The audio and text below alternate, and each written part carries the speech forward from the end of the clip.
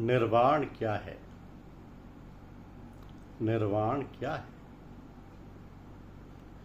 प्राणी के हृदय में जैसी जैसी और जितनी जितनी इच्छा उत्पन्न होती हैं, उतने उसके दुख बढ़ते जाते हैं।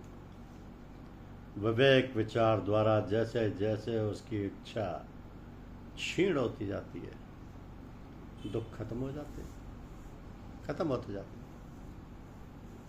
तो जो व्यक्ति अज्ञानता और भ्रम का शिकार बनकर इच्छाओं के सपनों में खोया रहता है, वो मानो स्वयं अपने आप को अंधकूप में फेंक रहा है। इच्छाएं ही अगणित दुखों को जन्म देने वाली इस संस्कृति रूपी बेल का बीज हैं। यदि उन्हें आत्मज्ञान रूपी अग्नि से भली भांति जला दिया जाए तो वह पुनः अंकुरित नहीं होती। इच्छा रहित हो जाना ही निर्वाण है और नई नई इच्छाओं का प्रलोभन ही बंधन है। इच्छा रहित हो जाना ही निर्वाण है और नई नई इच्छाओं का प्रलोभन ही बंधन है। तो विवेकहीन आत्मा की इच्छा को पूर्ण करना मानो संसार रूपी विश्व वृक्ष को सींचना है। इसलिए शास्त्र में कहा गया कि मन की इच्छा रहित या मन का इच्छा रहित हो जाना ही समाधि है।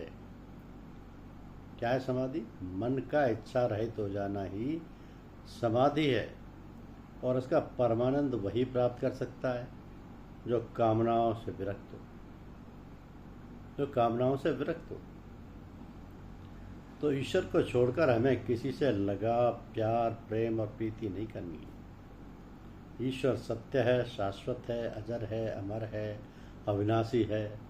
यदि ईश्वर से हम प्रेम करें तो फिर हमारे प्रेम में कभी कमी नहीं आने पाएगी और फिर हमें शोक और मोह भी नहीं होगा।